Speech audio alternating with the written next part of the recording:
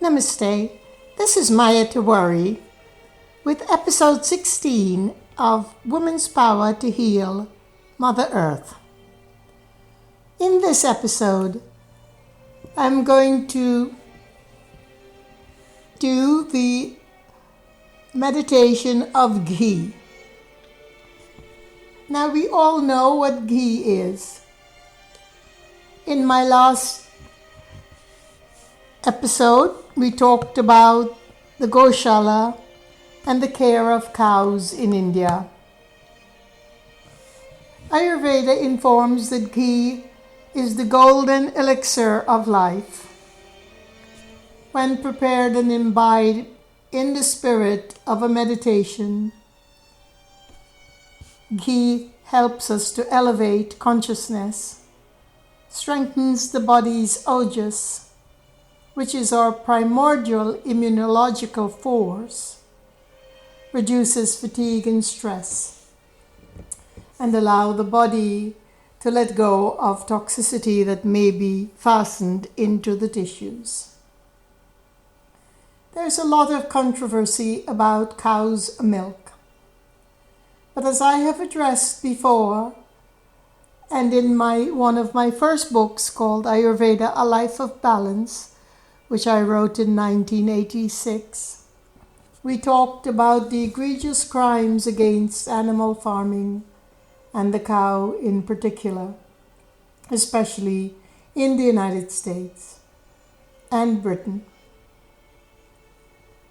Understand that we must not throw out the baby with the bathwater. There is also a great deal of scientific controversy about milk being food for human beings, even when it is organic milk taken from the cow after it had fed its calf. And that period of feeding was over, and the excess milk was used by humanity in so many ways because it is medicine. Because it is an elixir of life that was given by the peaceful creature which in India we call the mother cow, the sacred cow. But for us, all animals are sacred. In my book, I talked about the meditation of Ghee and the various phases that it goes through with the natural sounds of the 5 elements. I have not gleaned that from any part of the Vedas, but I have no doubt that somewhere in the annals of our primeval history of the Vedas, this has occurred. To me, it occurred through a meditation, almost a dream state, where after I began making Ghee and listening to the sounds,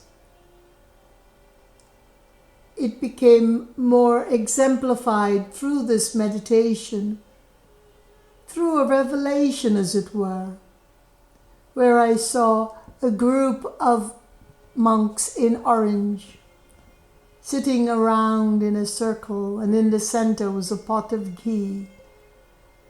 And I recognized it to be Ghee because I actually smelled the Ghee in my meditation. And they did the making of this Ghee in complete silence. And I was able to tune in to the various transformations, the various passages through which the butter turns into the golden elixir of Ghee. And it is that meditation of Ghee that I have thought in Wysert Ayurveda School since 1981. Now it is time in this junctional passage, challenging passage, where we're experiencing the agents of very complex viruses. Once more, I would like us to turn our attention to what Ghee really is. Putting aside all of the controversies about cow's dairy milk, but not denying that animal farming and animal husbandry in our countries, especially the Western countries, have been barbarous and horrific at best. We shan't deny that, and we must change that. I've been a voice for change in animal farming and agriculture and farming in particular since the late 70s, and in my written works the early 80s and 90s and the 21st century as well.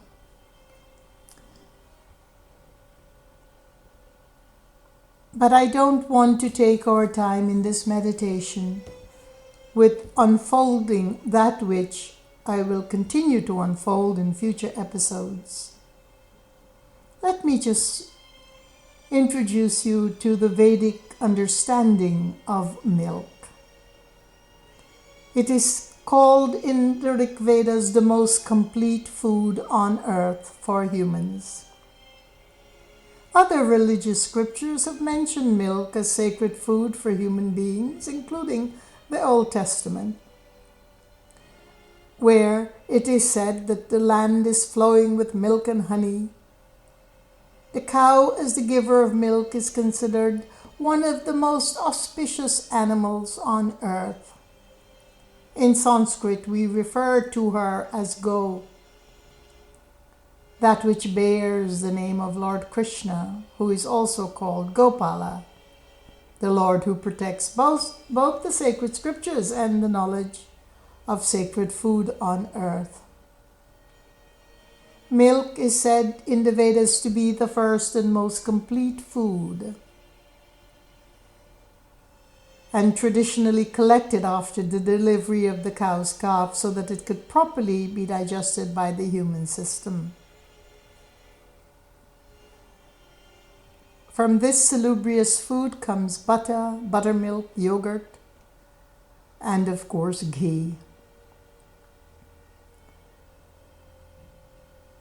Milk has been the most widely but not wisely used through the ages, and much of the criticism, deservedly so, is on the condition of what has become of milk, and of late scientific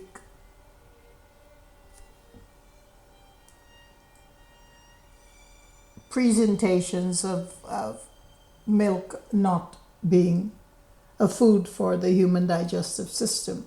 But that is not only extremely debatable, it flies in the face of every ancient native wisdom there is. If we were to go with science, we would say the entire Europe was totally misguided, the entire Vedas was misguided, and more than 2/3 of the population of the world, which are milk-drinking ancestors and cultures, have been misguided. And I seriously doubt that science has the veracity, the knowledge, or the integrity to tell us that.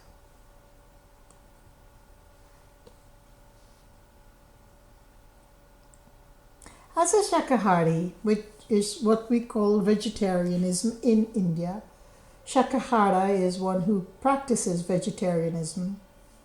We're never oblivious to the pain of animals, and we do condemn the cruelty waged against all life forms, especially our animals, and of course Mother Nature at large. But sacrificing milk as a food does not address or solve the egregious crimes against the well-being of our animals, and especially of our cows. We must restore the conditions in which cows are cared for. Why not emulate India's goshalas, which we have had for centuries and centuries, and restore local conscious community farming where the cow is cared for, the calf is cared for, the milk is cared for, and what is left after the cow has fed its calf and its calf has been weaned off nursing. That comes to us as humans. In boycotting the use of milk, we are adding to the punishment of the cows, but Again, that will be in another future episode.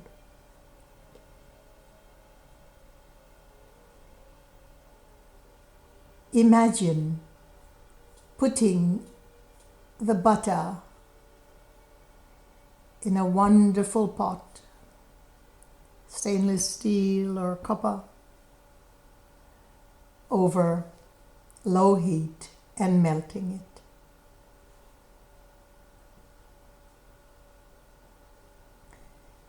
In the first transition, we hear the silence of the butter. Immediately, the aroma from this unsalted, pure, natural, organic butter becomes the atmosphere that floods the environs around you.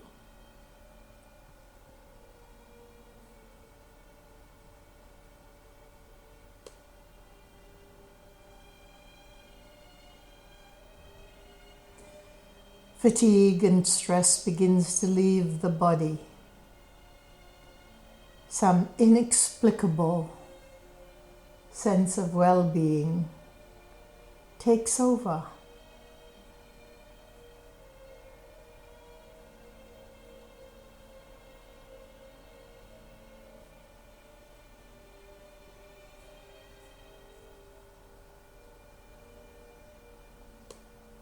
And now we begin to feel the light bubbling of the butter.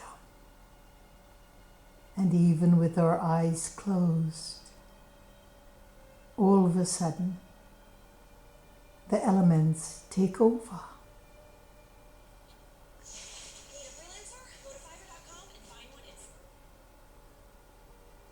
The elements take over.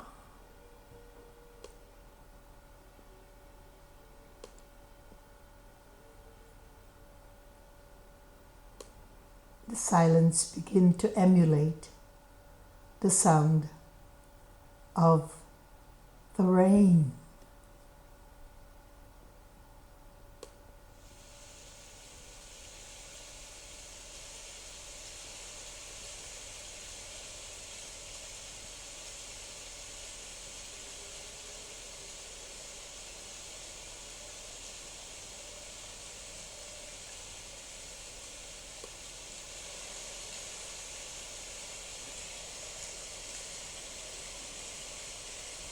And this exquisite element of water moistens our own taste, our own sense of taste, as the ghee boils and the sound of rain happens in its first transition.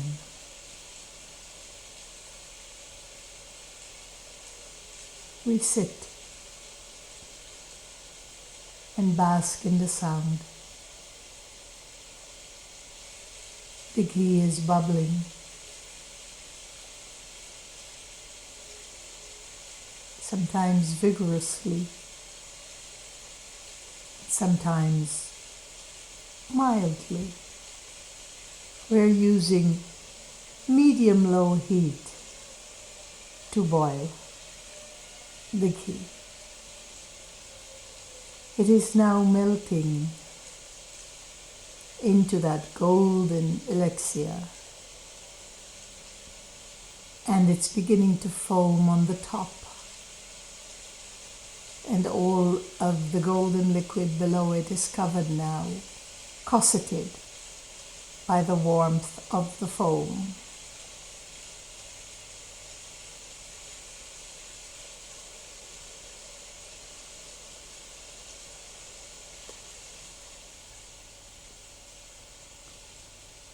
Suddenly, it eases the sound of rain.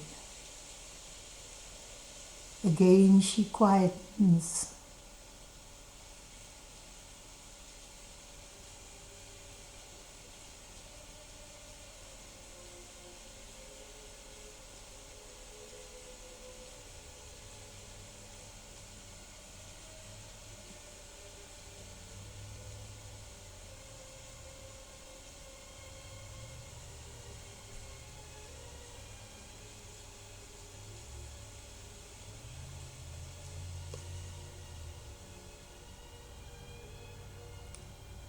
she becomes silent again as she passes her first transition of the ghee making.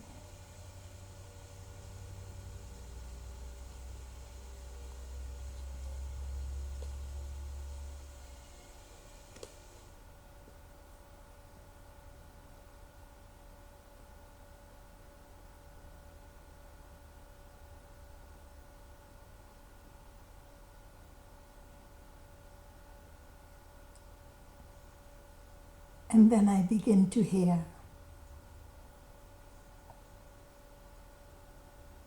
the foam dropping to the bottom of the pot.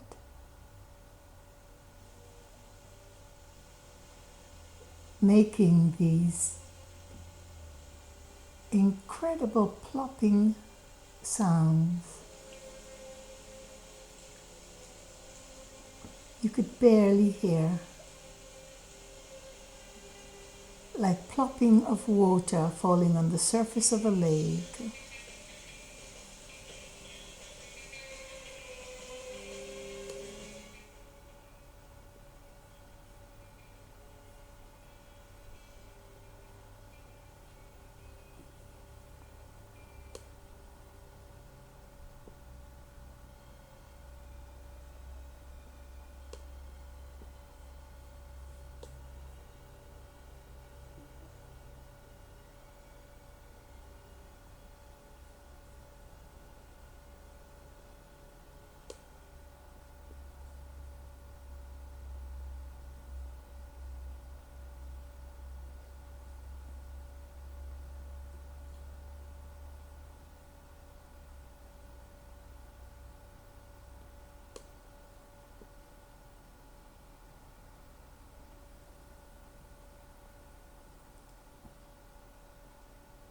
Silence as she enters yet another transition.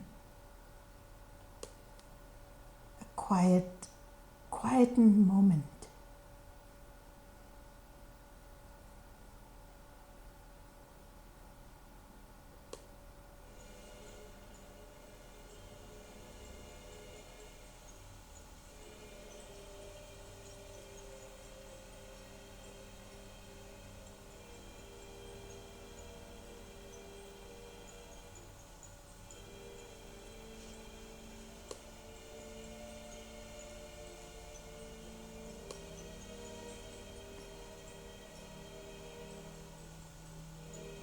Suddenly, there is the undertone of an ocean, almost like swimming in the quiet below the waves and hearing the waves above your body.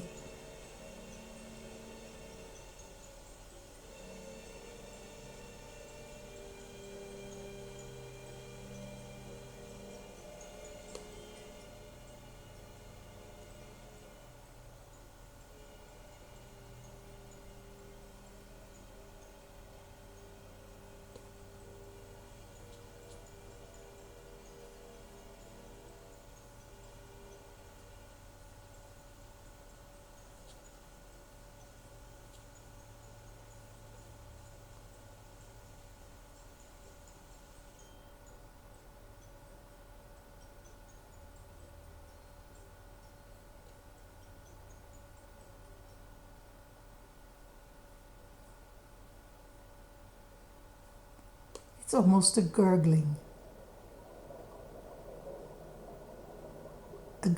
sound.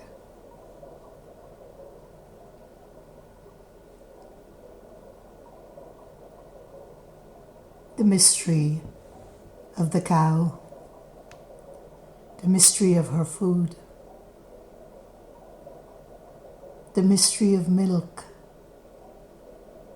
the effervescent white crystal purity of milk having been transformed through the 6 processes in the stomach of a cow, from grass to this divine food. Now she explores her own mystery as she gurgles to the bottom. All of the foam dropping, dropping, dropping slowly, precisely to the bottom. And she becomes clear, entirely clear.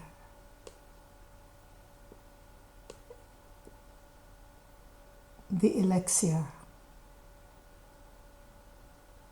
We open our eyes, and there is the purity of the golden liquid, the soma, the most exquisite medicine, as food. Thank you. Thank you for being with me in the meditation of Ghee.